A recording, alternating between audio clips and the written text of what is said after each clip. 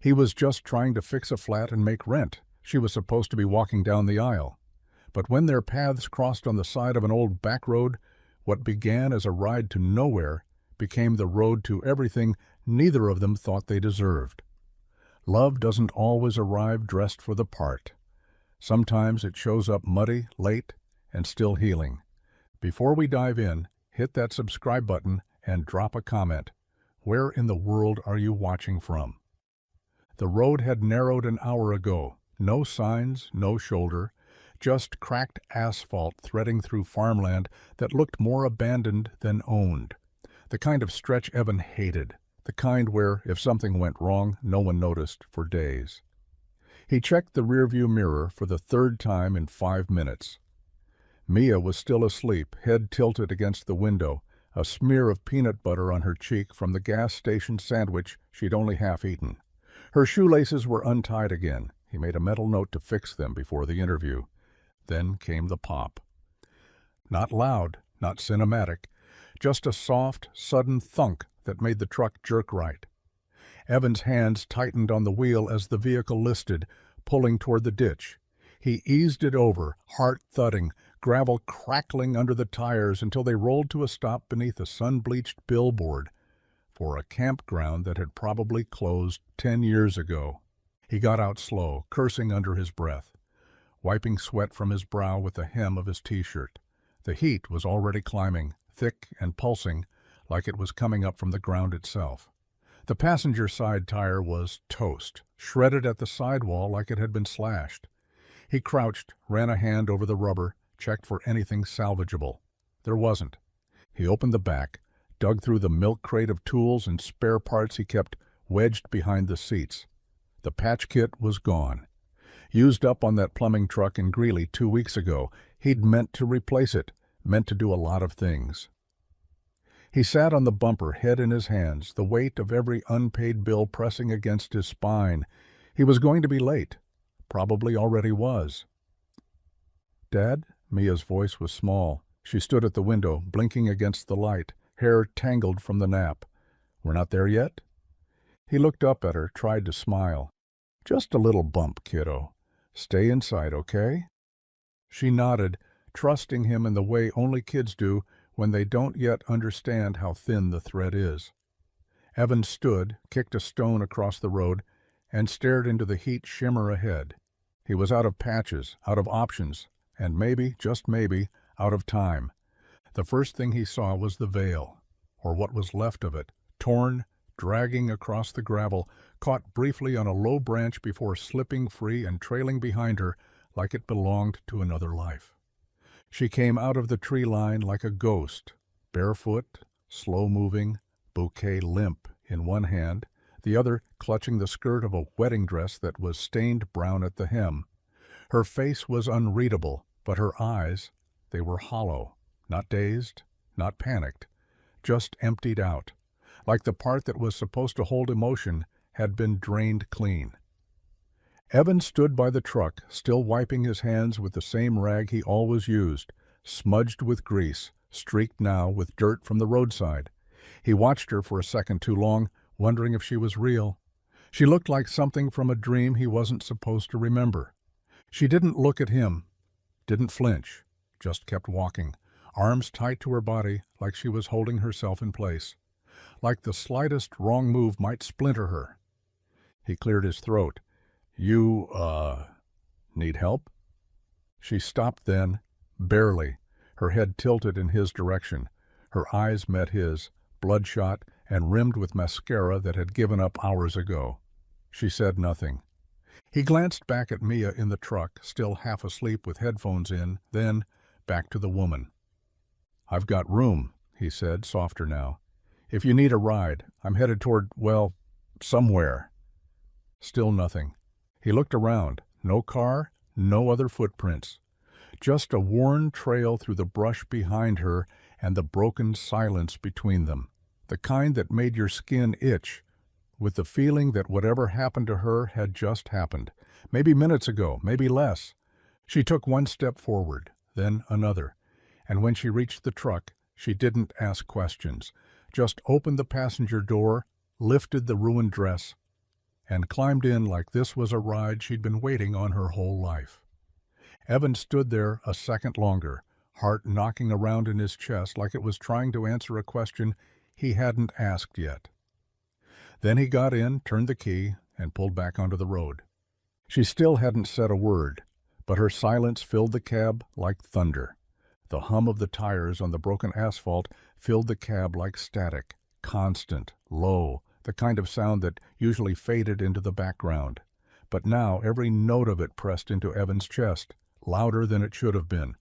The woman beside him hadn't moved much. She sat stiff, bouquet clutched to her lap like it was still heavy with meaning, even though half the petals had browned and fallen. Her dress, once probably white and perfect, was now creased and spotted with mud, lace ripped at the side like she'd caught it on a fence, or hadn't cared if she did. She didn't cry, she didn't talk, just stared straight ahead, eyes pinned to the horizon, like looking at him might break something she wasn't ready to name. Evan kept his hands tight on the wheel, every instinct screaming to say something, to ask, to offer, to make the space less unbearable. But he didn't. Not yet. Maybe not at all. He didn't know what she'd run from, but he knew enough about running to recognize the look. The way people sat just a little too still, like movement might invite collapse. He glanced in the rear view. Mia was starting to stir, her head bobbing, as she sat up and rubbed her eyes with the back of her hand. She blinked once, then looked toward the passenger seat and frowned. "Dad?" she whispered, leaning forward between the seats. "Who's that?" Evan opened his mouth, then shut it again. Before he could find words, Mia spoke again. "Is she a princess?" Evan blinked. "What?"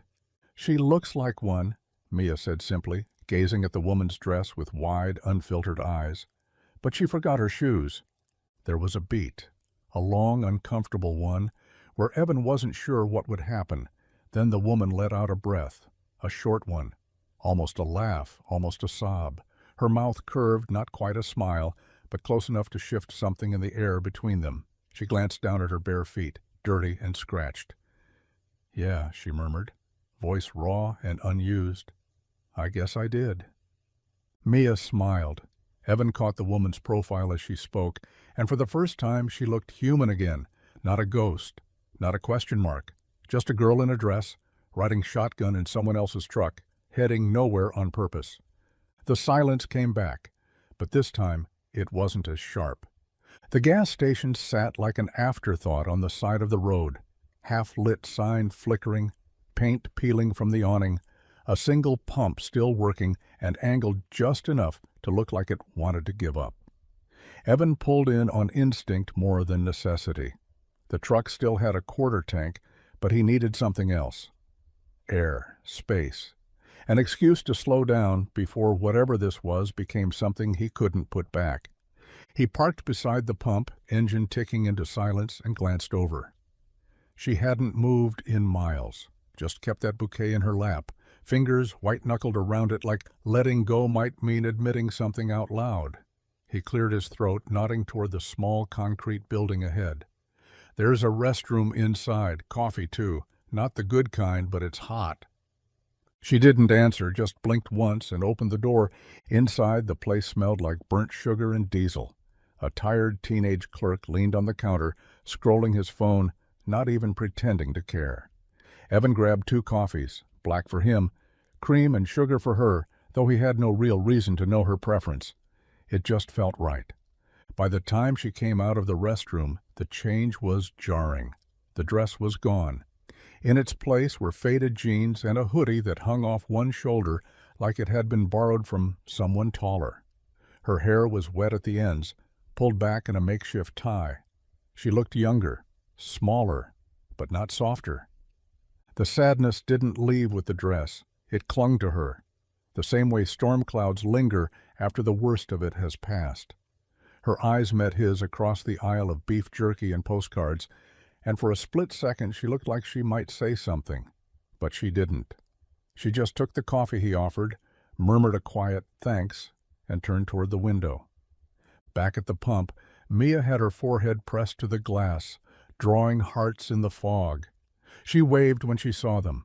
Aubrey waved back, the tiniest smile cracking through the exhaustion. Evan watched her a moment longer, then opened the door and slid behind the wheel. The gas tank clicked full. No one said a word as they pulled back onto the road.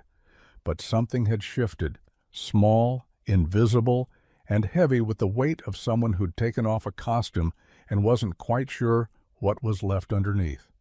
They passed the last road sign 10 miles ago, just a rusted sheet of metal riddled with buckshot and years. The highway had turned narrow and tired, lined with pines that leaned like they were listening. Evan kept his hand steady on the wheel, knuckles pale from tension he hadn't admitted yet. Aubrey hadn't spoken much since the gas station. She'd sipped her coffee too slow, like drinking it gave her something to do with her hands, something that didn't feel like unraveling.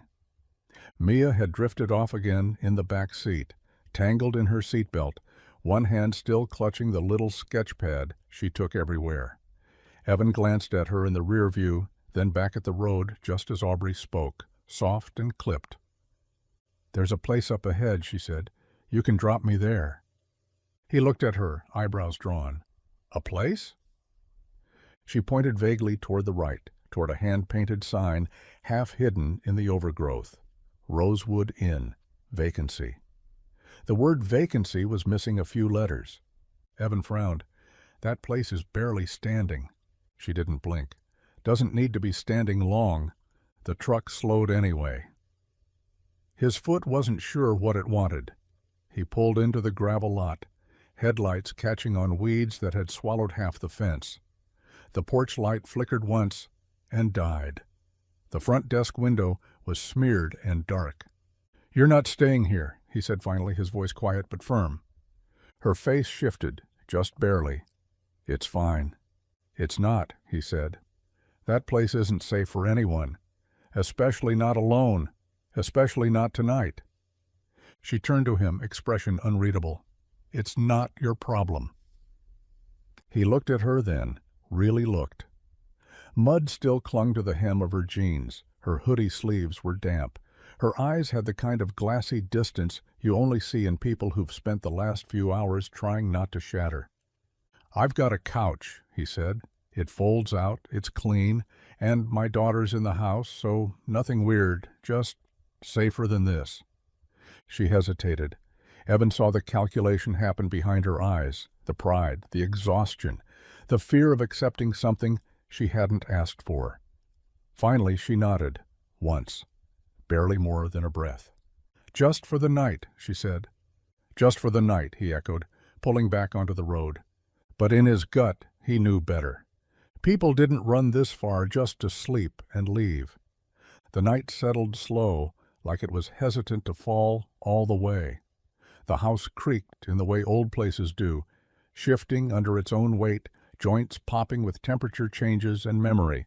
Evan had laid the couch out earlier, clean sheets pulled tight, one of Mia's extra blankets folded on the armrest. Aubrey hadn't said much when she stepped inside, just offered a quiet thank you and carried her coffee cup to the sink like she needed a task to make her feel useful. Now she sat curled at the end of the couch, bare feet tucked under her, hoodie sleeves pushed to her elbows. The dim lamplight caught on the ink along her forearm, faint lines, dark curves, numbers too precise for decoration. Mia noticed them first. "What's that?" she asked, sleep-heavy, from her perch on the stairs. She hadn't gone to bed yet. She always lingered when strangers were in the house. Aubrey looked down at the marks like she'd forgotten they were there. "Just maps." Mia patted closer. "Where to?" Aubrey hesitated. "Nowhere, really. Or roads I shouldn't have taken." Mia blinked at her. "But you took them?" A nod. "Yeah." "Did they all go bad?" Aubrey looked up then. Her eyes caught Evan's, just for a flicker, raw, tired, exposed. "Some just didn't go anywhere," she said. Mia stood quiet for a beat, then reached out and gently touched the edge of one of the lines, just with her finger. "You should add new ones, better ones." Aubrey swallowed, nodded again, and managed a smile that didn't quite reach her eyes. "Maybe I will." Later, after Mia had finally gone to bed and the house had gone still, Evan passed by the hallway leading to the guest room. The door was cracked, just enough to hear the sound of quiet unraveling. Not sobbing, just the kind of slow, deliberate crying that people do when they're trying to make sure no one hears. The kind that comes after you've held it in too long. He stood there, frozen, hand brushing the frame, didn't knock, didn't speak. He just let her have the space to fall apart, because some storms don't want shelter. They just want the dignity of falling in peace. Morning came with a haze thick enough to blur the edges of everything. Mist clung to the grass outside like it didn't want to lift, like the night hadn't quite let go. Evan was already up, boots on, before the sun had cleared the hills. He made coffee black and too strong, just the way he liked it when there was something he didn't want to feel. Aubrey was quiet when she came down the stairs, hair damp from a sink rinse, hoodie sleeves pushed to her elbows again, same jeans from yesterday. She didn't look rested, just more put together, like armor was easier to wear than fatigue. Mia had already gone. Neighbor's kid took her on Thursdays when Evan needed a job lead. Aubrey sat at the kitchen table and wrapped both hands around the mug he set in front of her. Neither of them said much. They didn't have to. The silence between them had become something almost comfortable, like a bruise that still hurts but no longer bleeds. She stood after 2 sips, nodded once, and said, "I should go." He followed her to the truck, keys in hand, jaw tight. The drive was short, 10, maybe 12 minutes, but every second of it felt like a door creaking slowly shut. She looked out the window the whole time, fingers curled tight in her lap. When he pulled up in front of the same sad-looking inn from the night before, the vacancy sign still flickering like a bad promise, she didn't move right away. "This is fine," she said, barely above a whisper. He nodded, tried to say something, couldn't find the words. He wanted to tell her the couch was still there, that she could stay one more night, that he wasn't trying to save her, but he didn't want her to vanish either. Instead, he said, "Good luck." She opened the door, slid out slow, then turned back just once. "Thank you," she said. He watched her walk across the lot, bouquet still in hand, though the petals were nearly gone now. She didn't look back. The door shut behind her. He drove away without checking the mirror, but every mile felt like he was leaving something behind that hadn't even started yet.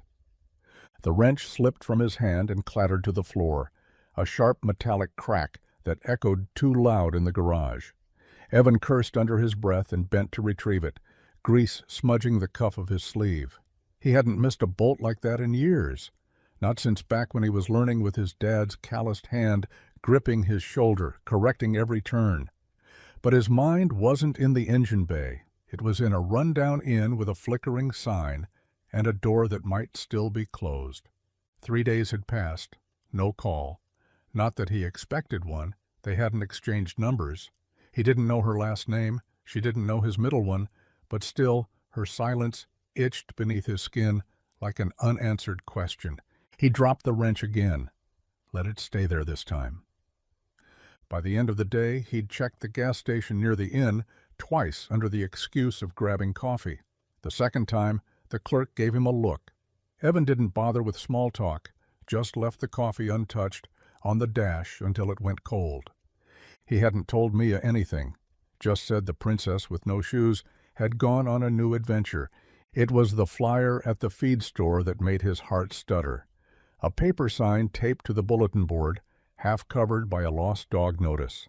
New hire at Rosie's Diner. Ask for Aubrey.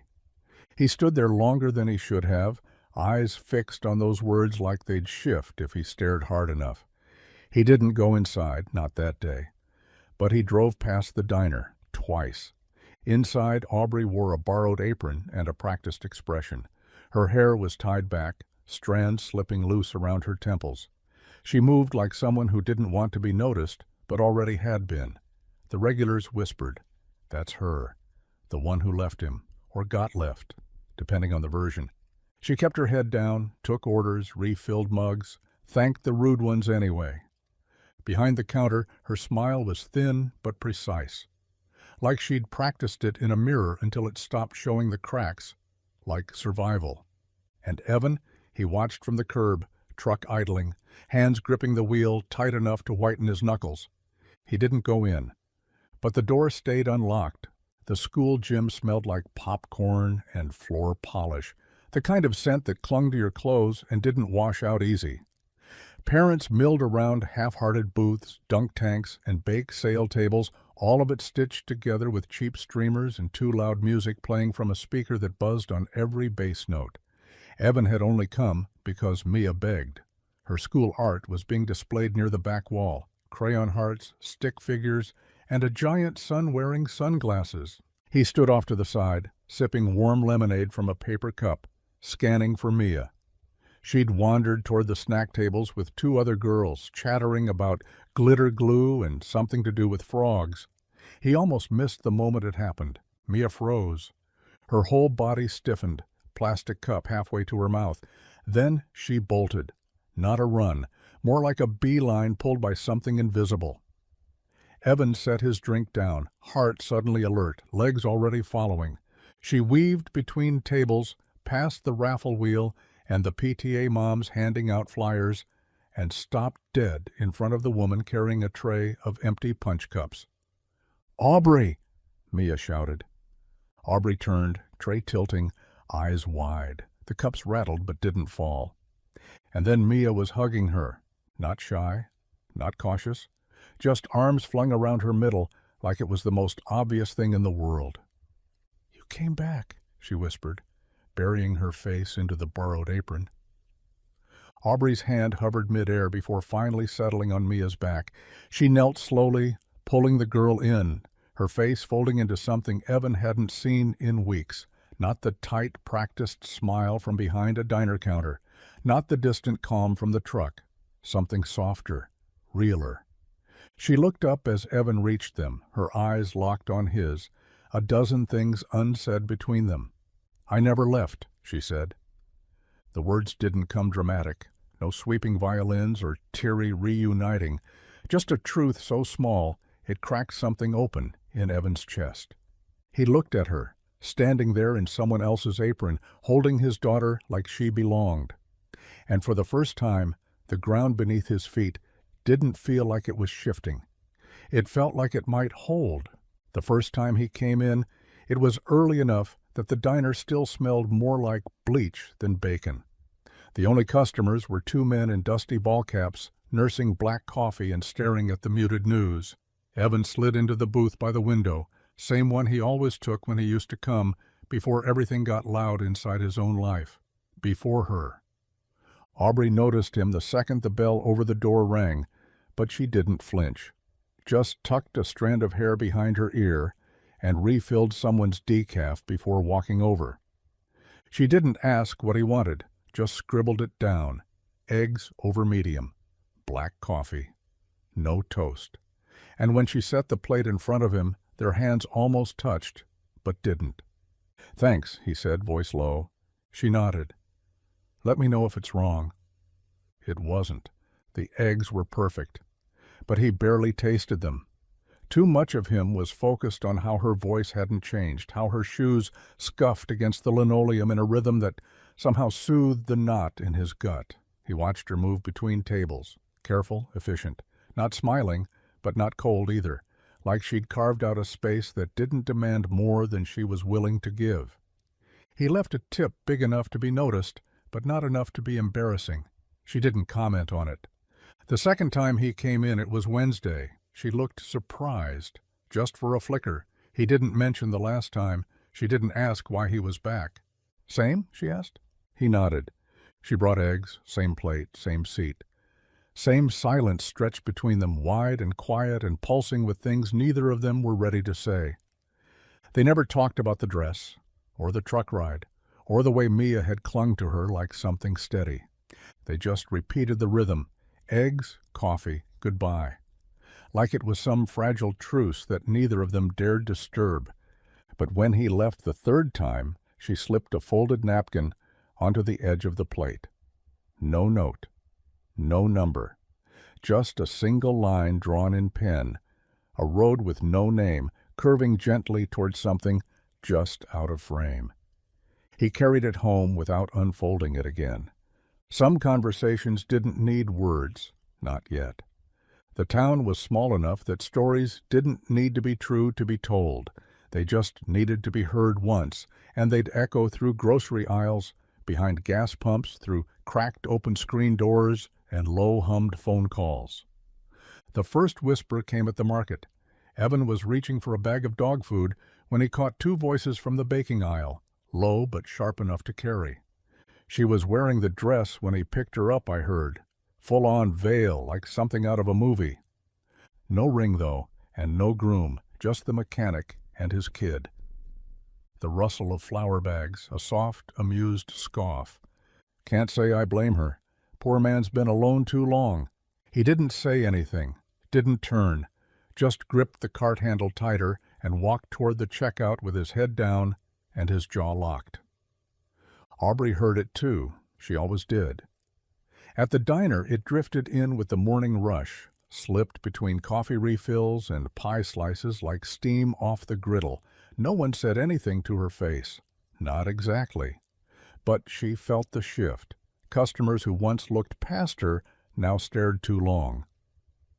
A woman in pearls left half her meal untouched and asked the owner if someone else could bring the check. "She's the runaway," someone said near the counter. "Ran out on her vows and ran straight into his truck." Aubrey didn't flinch, just wiped down the same spot on the counter 3 times and smiled like it didn't matter, like she didn't hear. But she did. Every word settled somewhere under her ribs, thick and hard and familiar. Evan came in that night, late, sat in his usual booth, ordered the eggs. When she brought them over, she didn't speak, neither did he. He saw the tension in her shoulders, the way she held the coffee pot tighter than she needed to. He thought about saying something, about defending her, about telling the town what they didn't know, that she hadn't run away. She'd walked toward silence because silence had felt safer than promises made with shaky hands. But he didn't, because saying it out loud would mean claiming it, claiming her. And he wasn't sure the town or his heart was ready for that.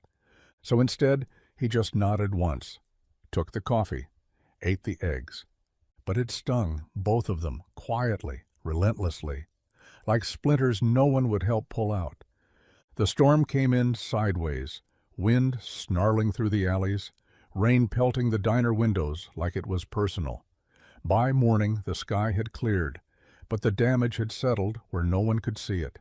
The basement had flooded overnight, not the dramatic kind you saw on the news, just enough to soak through everything and leave the air heavy with the smell of mildew and rot. Aubrey stood at the top of the stairs, mop in one hand, a flashlight clenched between her teeth. The water had drained by the time she'd gotten there, but what it left behind was worse. Ruined crates of supplies, soggy cardboard, mud tracked up the steps. She sighed, loud enough to echo. Then she went down. Evan showed up without being called. Word had already spread, the way it always did in towns like this. By the time he knocked on the back door, he was already wet, rain still coming down in lazy, cold sheets, soaking through the shoulders of his worn jacket. "You heard?" she asked, stepping aside to let him in. He nodded. "Brought a pump and a prayer." She almost smiled at that. They worked in silence for the first hour. The pump gurgled and spit. The mop squeaked against the slick floor, and the only conversation came from the occasional grunt or curse as something too heavy shifted wrong. She kept brushing a wet strand of hair from her face with the back of her wrist. He kept pretending not to notice how it stuck to her cheek. Then the mop broke. Not the handle, the head, snapped clear off, the soggy cotton flopping uselessly to the side like it had finally surrendered. Aubrey stared at it. Evan raised an eyebrow, and then, without warning, she started laughing. It wasn't delicate or careful. It was sharp and sudden and loud enough to bounce off the basement walls. She doubled over, wiping at her eyes with the edge of her soaked sleeve, laughing like someone who hadn't in a long, long time. Evan just leaned against the wall and let her. Then he laughed too, quiet at first, then louder, when she handed him the mop handle like it was a sword. "This is the worst," she said between gasps. "Seriously, I have mud in places I didn't think mud could reach. You should see your face. You should see yours." And in that moment, standing in ankle-deep water, surrounded by the wreckage of a storm and a pile of ruined supplies, it didn't feel like cleanup. It felt like something being rebuilt from the inside out. It was tucked in the bottom of Mia's backpack, folded twice, and half crumpled between a math worksheet and a permission slip he didn't remember signing. Evan found it while digging for her lunchbox, fingers brushing paper that felt heavier than it should have. He unfolded it slowly, sitting at the edge of the kitchen table where the light was soft and too early to be warm. The drawing was simple: stick figures, sun in the corner with long eyelashes, trees that looked more like lollipops than anything real. But in the center, there were 3 people. One with short, square shoulders and a blue shirt, him. One with a messy brown halo of scribbled hair, Mia. And one in a long hoodie, a soft arc of color around her hands, like she was holding something invisible, Aubrey. Above them, in crooked, careful handwriting, were the words "Me and Dad and Aubrey, our maybe friend." He stared at it longer than he wanted to. His coffee had gone cold. The silence in the room felt thick, the kind that settles into your chest before you realize it's there. He didn't know what bothered him more, that she was in the drawing, or that she was still a maybe. That night, he forgot to take it out of his pocket before heading to the diner. It slipped free when he reached for his wallet to pay, landing on the counter like it belonged there. Aubrey noticed before he could hide it. She bent to pick it up, eyebrows lifting just slightly as she took in the crayon lines and shaky letters. "Mia?" she asked, voice unreadable. Evan nodded once. "School project." She looked at the page a second longer, then handed it back. Her fingers lingered just a moment too long on the edge. "She drew me." "She likes you," he said quietly. Aubrey didn't smile. Her eyes dipped. "I'm not great at staying in the picture." "She doesn't know that." Maybe she should. Something tightened between them then. Not quite a rift. Not yet. Just that sharp awareness that maybe something had started growing where no one meant to plant anything. And now they had no idea what it might become. It happened on a Tuesday, the kind of cold spring morning where the sun showed up but didn't bother sticking around. The diner was half full, just enough people to keep Aubrey moving without thinking too much. She had her hair tied back, sleeves rolled up, apron smudged with coffee and syrup. She was halfway to clearing a booth when the door chimed, and the sound caught her mid-step. He walked in like he still had the right to. Crisp shirt, trimmed beard, leather shoes that had never seen a gravel road. Colin. With a bouquet of lilies clutched in one hand and something heavier in the other, an envelope thick with bad intentions. Aubrey didn't move. Her whole body went still in that way people freeze before a crash. He spotted her, offered the kind of smile that once worked on her mother and the pastor, and anyone who hadn't seen it up close long enough to know better. She didn't take the flowers. He set them on the counter anyway. "I'm not here to fight," he said, voice low and sweet like he was talking her off a ledge he'd built. "Just wanted to talk. Smooth things over." Aubrey glanced at the envelope in his hand. "You brought a lawyer." "Just paperwork, nothing dramatic. You left things messy." "I meant to." Someone cleared their throat in the back, Evan wiping his hands on a rag by the coffee station. He hadn't been watching, not exactly, but he hadn't looked away either. Colin followed her eyes, saw Evan, smirked. "He the new reason?" Aubrey didn't flinch. "He's none of your business." "You walked out before the vows, Aubrey. That's not nothing." "No," she said, voice sharper now. "That was everything." Colin set the envelope down next to the lilies and left with a look that said this wasn't over. The door slammed harder than necessary. Aubrey stood still a second longer, then swept the flowers into the trash. The envelope followed. Evan said nothing, just watched her from the counter, jaw tight, chest hollow with something he hadn't named yet. She went back to bussing tables like it hadn't broken something open, but Evan saw it, all of it, and the quiet that followed wasn't peace. It was pressure. Building. Waiting. Evan didn't stop showing up, he just stopped staying. He still came to the diner, same booth by the window, same order. But his coffee stayed fuller than it used to. His glances didn't linger. When Aubrey brought the eggs, he didn't meet her eyes, just said thanks with a voice stripped down to polite. She noticed. Of course she did. He stopped walking Mia to the door at school, too, dropped her off in the pickup line like clockwork, truck idling, eyes fixed on the road ahead. Sometimes Aubrey would be there, helping with art setup or field day snacks, sleeves rolled and hair tied back, always moving, always trying not to look like she was waiting for something. She never approached, just nodded if she caught his eye. He usually looked away before that happened. She didn't ask what changed, didn't press. She just pulled the walls tighter around herself, the ones she thought she'd started taking down, rebuilt them brick by brick, in silence. At home, Evan told himself it was safer this way, less confusing, easier for Mia, easier for him.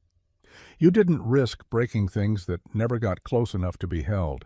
He kept busy, took on extra shifts, cleaned tools that didn't need it, fixed a fence no one used. He answered Mia's questions with half smiles and changed the subject whenever she brought up the drawing again, the one with the 3 of them. She probably doesn't even remember, he'd say. Mia would shrug, unconvinced. Aubrey kept showing up anyway, not in ways you could call chasing, just there, steady. Like someone who didn't want anything, but didn't know how to disappear either. She stayed late at the school fundraiser, sorted supplies at the food pantry, helped Miss Adele fix the heater at the library without being asked. People started liking her, trusting her. The same ones who whispered before now asked for her opinion on paint colors and pie recipes. She kept her head down, didn't let it soften her too much. Because even if Evan wasn't saying it out loud, she'd seen the shift. And the part that hurt the most wasn't that he pulled away, it was how quietly he did it. Like he didn't expect her to notice, like he hoped she would, but didn't know what to do if she did. The truck gave out at the worst possible moment, halfway between the school and the main road, in the narrow stretch where the signal always cut out and the shoulder barely existed. Evan had 3 kids in the back seat, all hyped up on juice boxes and field trip adrenaline, and Mia sitting up front, already tugging at her seatbelt like she could will them forward. The engine sputtered once, then again, then stopped altogether, a long, low groan that felt less mechanical and more like a sigh. Evan swore under his breath, guided them to the edge of the road, and popped the hood like it mattered. It didn't. He knew that sound. Starter was gone. Again. Because he'd put off replacing it. Again. The sky was the color of unfinished business. One of the boys in the back asked if they were going to die here. Mia rolled her eyes and told him to relax. Evan closed the hood slower than he meant to and pulled out his phone. No signal, of course. He turned back to the truck, bracing himself to explain to 4 sugar sticky kids that they were about to enjoy a thrilling roadside nature experience when a car rolled up behind them. Clean sedan, tires crunching gravel. Aubrey. She didn't get out right away, just rolled the window down and leaned over the passenger seat. Need a lift? Evan hesitated. Mia didn't. She flung the door open and grinned. Dad's truck is being dumb again, she said. Can we ride with you? Aubrey's eyes flicked to Evan. No gloating, no smirk. Just the same quiet steadiness she always carried. There's room. They crammed in. Kids squished into the back with too many limbs and one spilled snack pouch. Evan climbed in last. He didn't say thank you. She didn't ask him to. The music was low, some gentle guitar threaded with a voice that didn't demand attention. The window on her side was cracked, wind curling through the car, soft and cool, carrying the scent of cut grass and the sharp edge of coming rain. They rode in silence for a while, until one of the kids asked if she was Evan's girlfriend. No, she said, eyes on the road. Just someone who shows up sometimes. Evan didn't correct her, didn't say much at all, but he didn't look away either.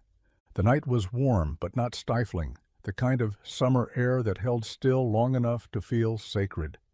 Crickets sang low from the tall grass, and fireflies blinked in erratic golden pulses, like the stars had come down just close enough for Mia to chase them. She ran barefoot through the field behind the garage, giggling every time she nearly caught one, arms stretched like flight might be possible if she just tried hard enough. Evan sat on the hood of the truck, legs stretched out, palms flat behind him, staring at the sky like it had answers. Aubrey climbed up beside him, slower, the creak of the metal familiar now, almost comforting. She brought 2 sodas from the cooler and handed him one. He took it, nodded, but didn't crack it open.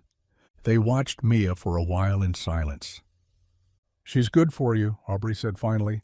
Her voice was soft but certain, like the truth it held didn't need volume. "She's better than I deserve," Evan murmured. "You're what she needs. That counts."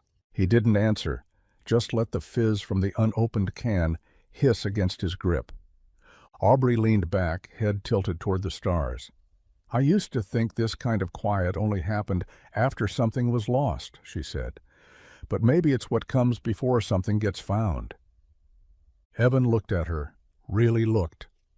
Her hair had slipped from its braid, curling around her cheeks.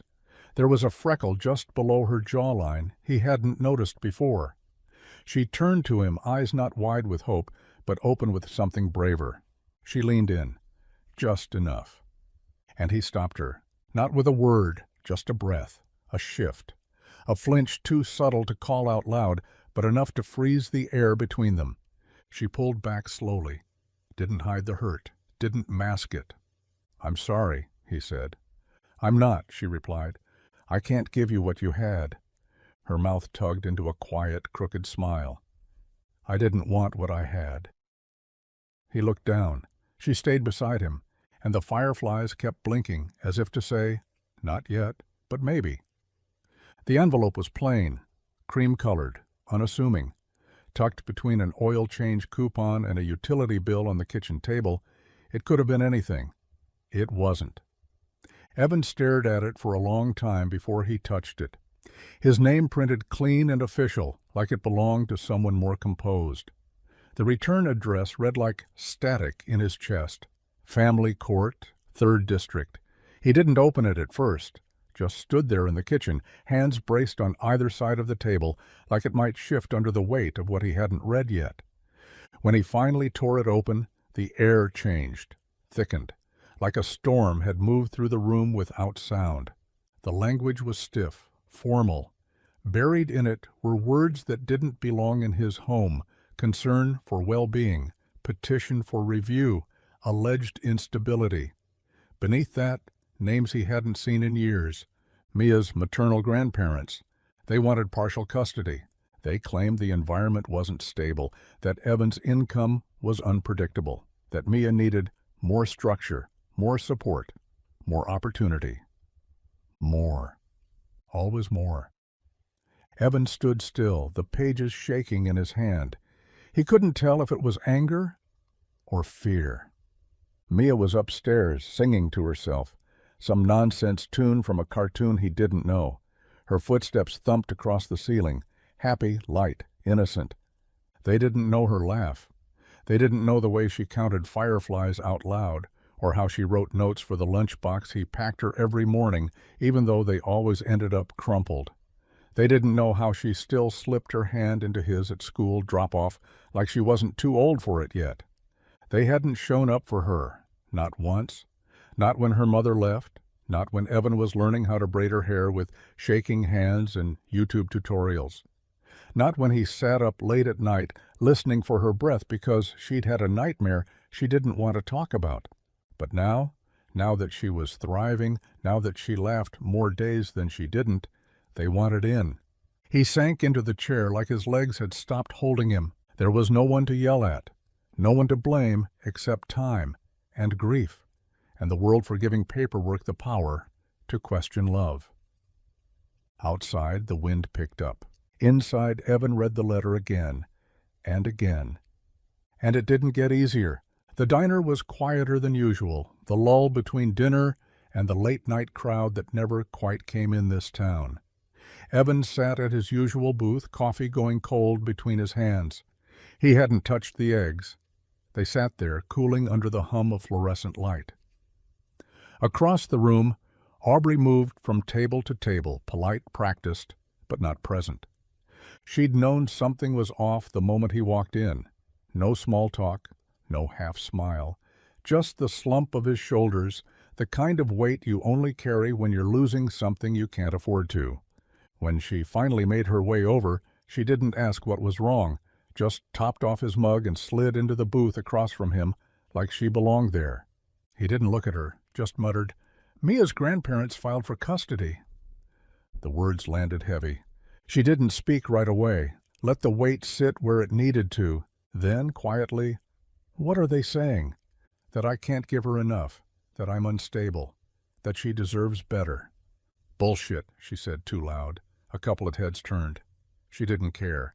He looked up then, jaw tight. "It's not just about what's true, it's about what sounds true." Aubrey's hands curled into fists on the table. "Then let me speak for you." Evan blinked. "What?" "Let me testify. As a witness. I've seen you. With Mia, with this town.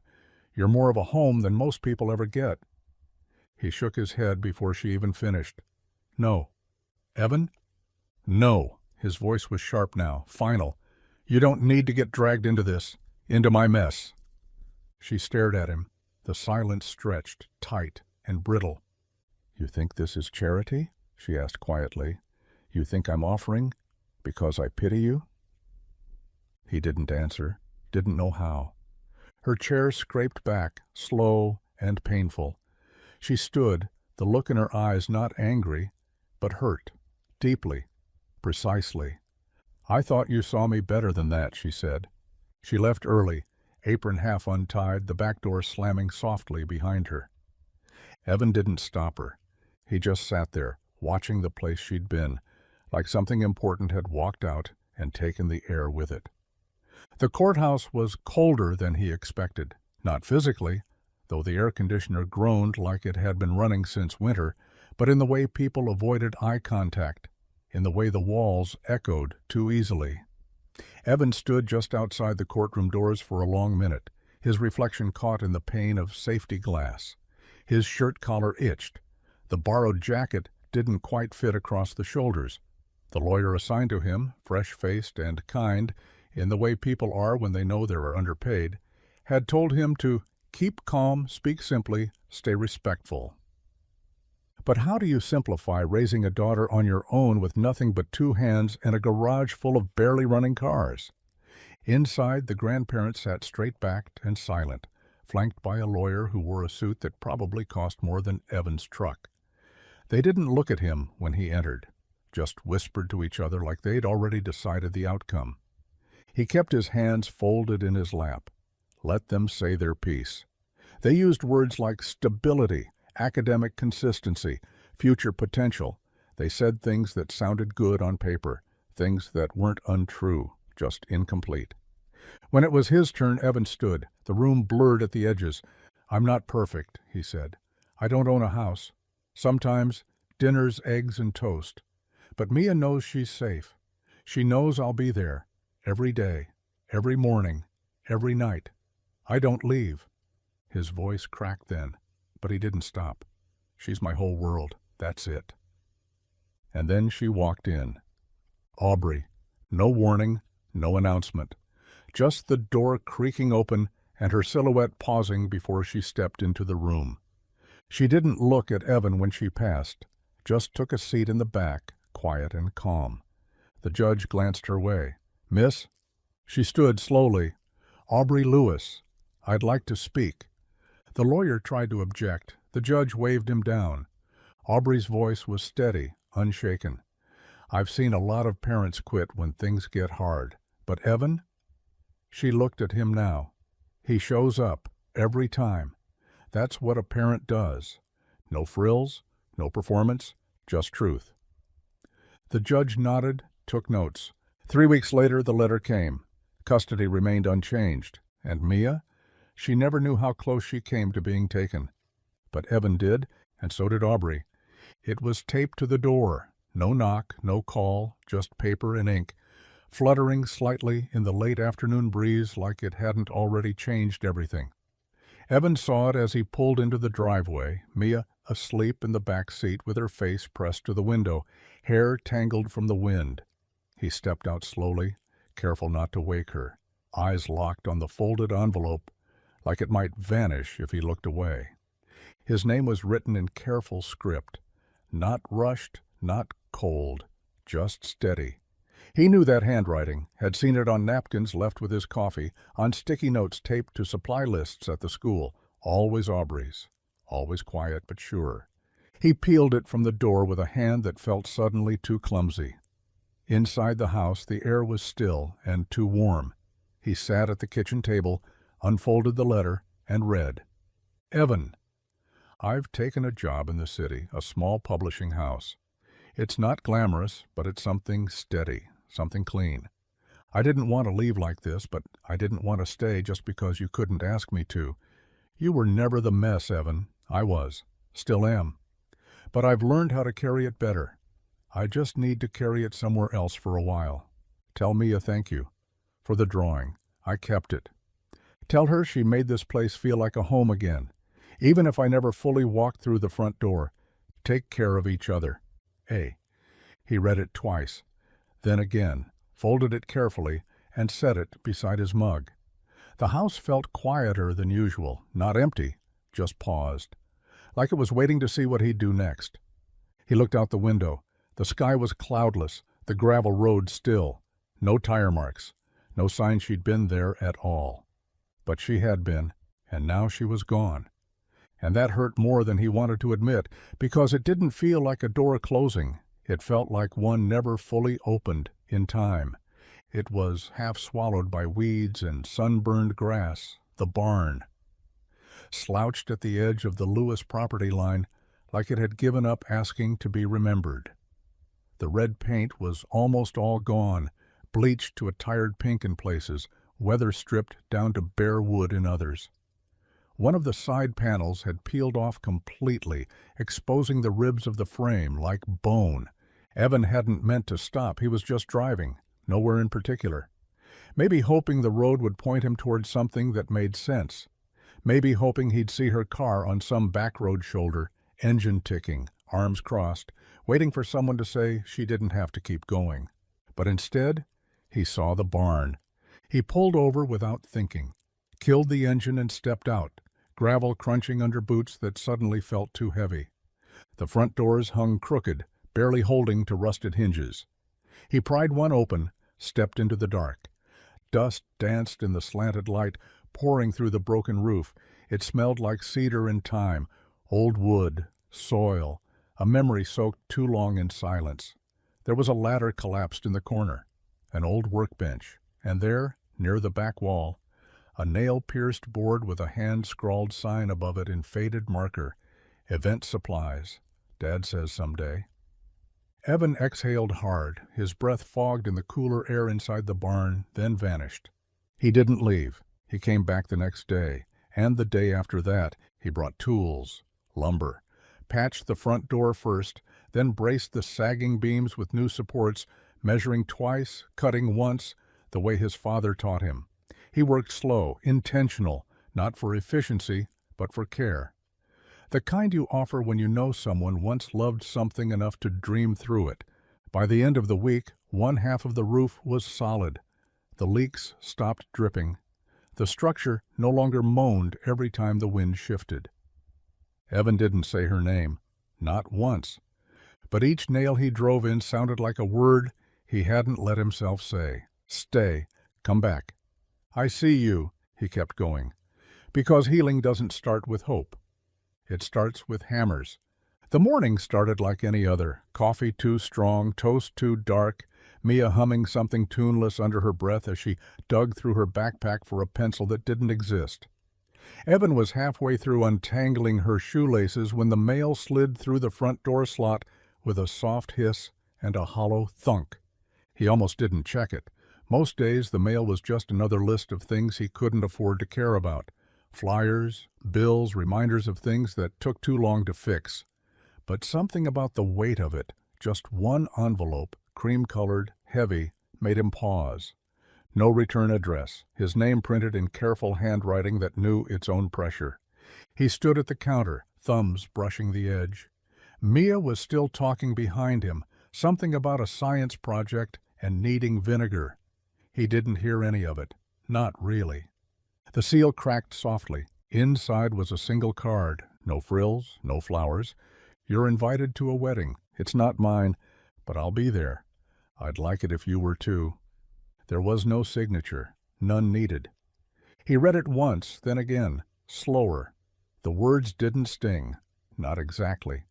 But they pressed into the ribs, into the hollows that had learned how to hold emptiness without complaint. He set the card down, turned it over like it might offer more. It didn't. Mia came into the kitchen and grabbed an apple from the counter. "Dad, you okay?" He looked at her, blinking back into the moment. "Yeah," he said, voice low. "Yeah, I'm good."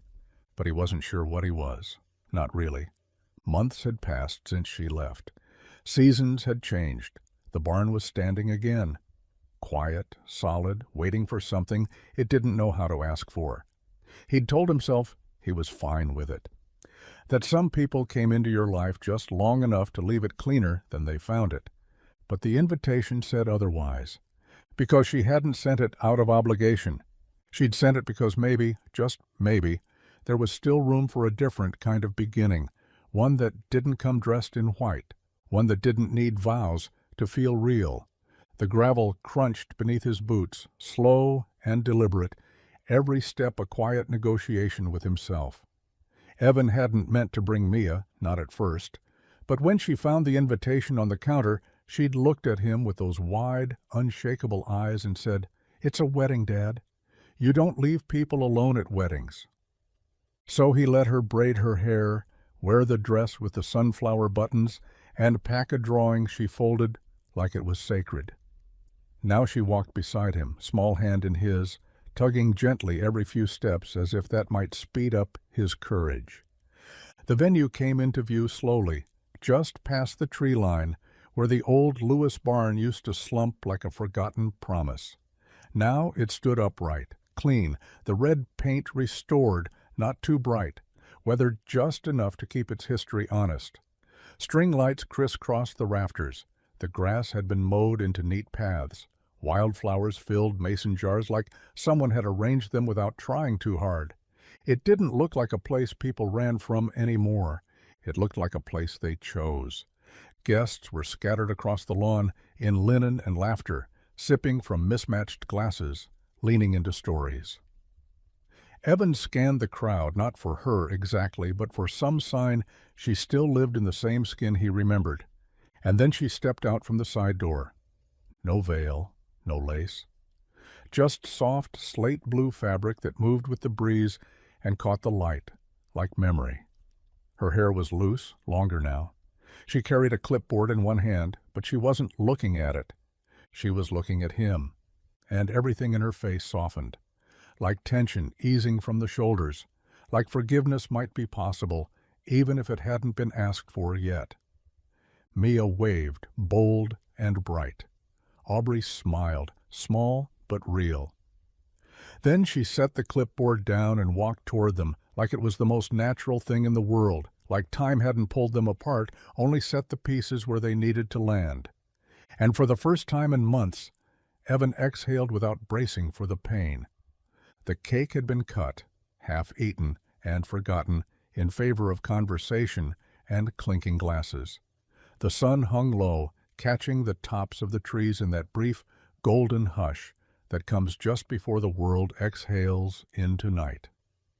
Laughter floated like lanterns across the lawn, soft and scattered, fading as the music shifted to something slower.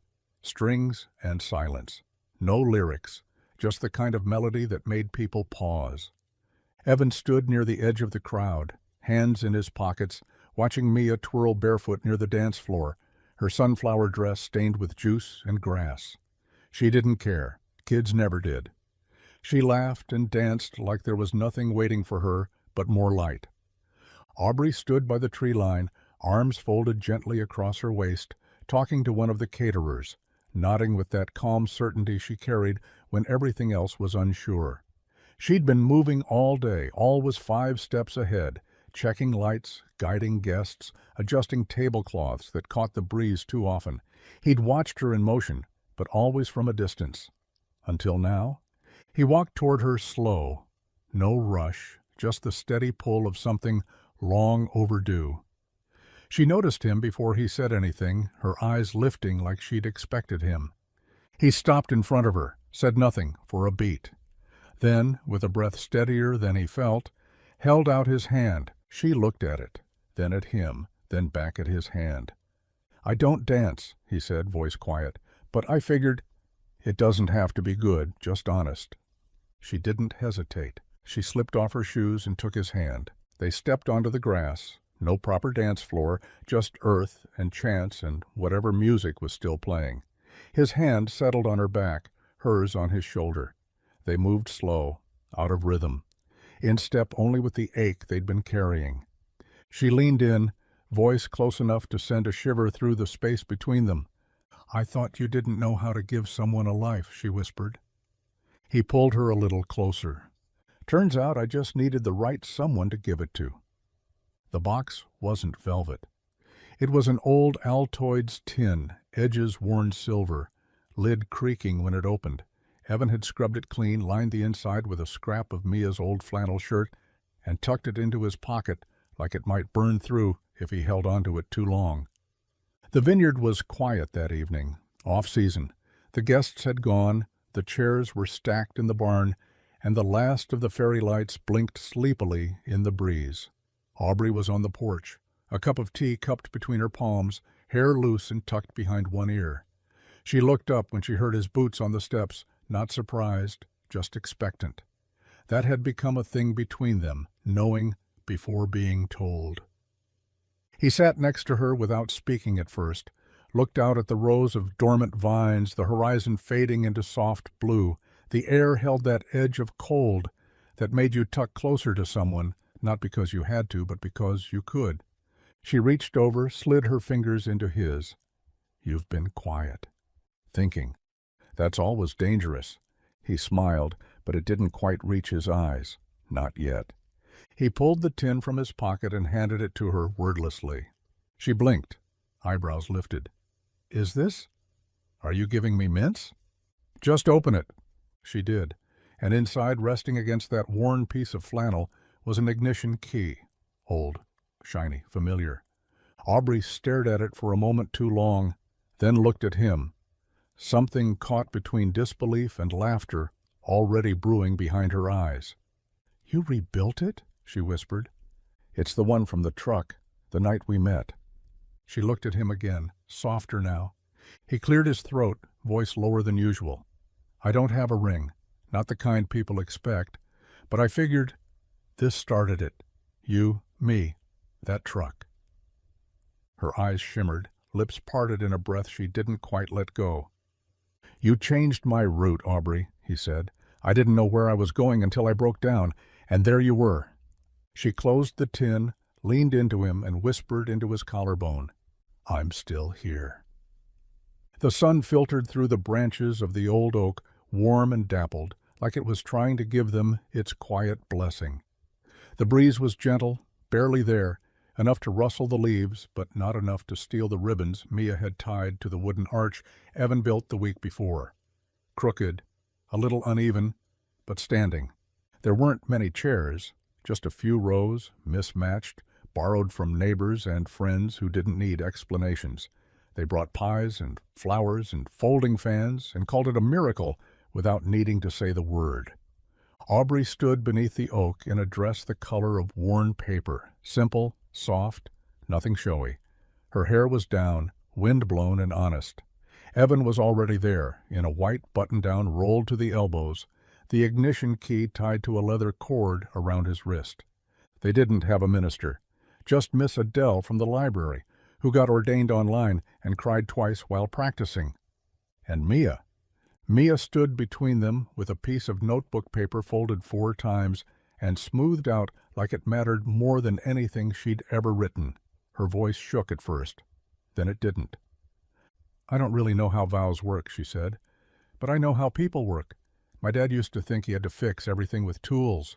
And Aubrey, you didn't try to fix anything. You just sat with us while we figured it out." She looked up at them, eyes bright. "So my vow is that I'll always remind you when you forget how you found each other when things were broken, and how you stayed." She giggled, wiped her nose on her wrist, and stepped back. Evan blinked fast. Aubrey took his hand.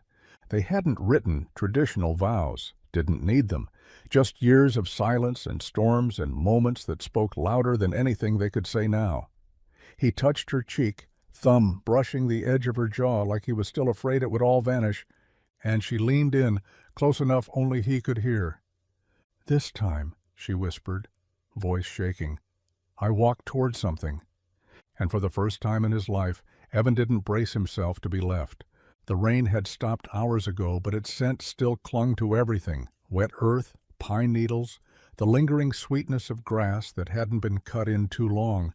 The world looked rinsed, not new exactly, but softened, like it had been forgiven. The porch light buzzed overhead, casting a warm circle that reached just far enough to catch the edge of the steps, the tips of their boots, and the faint shimmer on the gravel drive where puddles hadn't yet dried. The barn stood sturdy in the distance, all sharp lines and clean paint, humming with quiet music someone had forgotten to turn off. Jazz, probably. One of the soft vinyls Aubrey liked to put on when she thought no one was listening. They sat close, the three of them, wrapped in a quilt Mia had insisted they all fit under. It was too small, patched together from old T-shirts and faded flannel, but it held them anyway. Aubrey leaned into Evan's side, her head resting on his shoulder, his arm looped around her like he'd always known that's where it belonged. Mia curled up between them, her feet tucked under her father's leg, one hand holding a pencil she hadn't used in over an hour. No one was in a hurry to speak.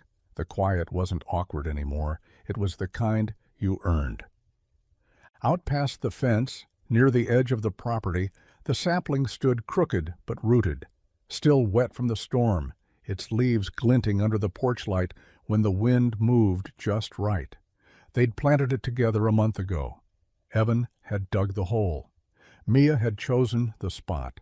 Aubrey had whispered something into the soil before they covered the roots, something she never repeated. Evan glanced toward it now, watching how it stood despite the wind, despite the rain. He turned to Aubrey. She met his eyes, no smile this time, just the kind of peace that settles when you're exactly where you're meant to be. "We made it," he said, more to himself than anyone else. She nodded. "Yeah," she murmured. "Not clean, not easy, but we did." Mia yawned, leaned into them both. And under the glow of a porch light and a sky that had finally cleared, they held still in the middle of the life they'd built, imperfect, earned, and entirely their own.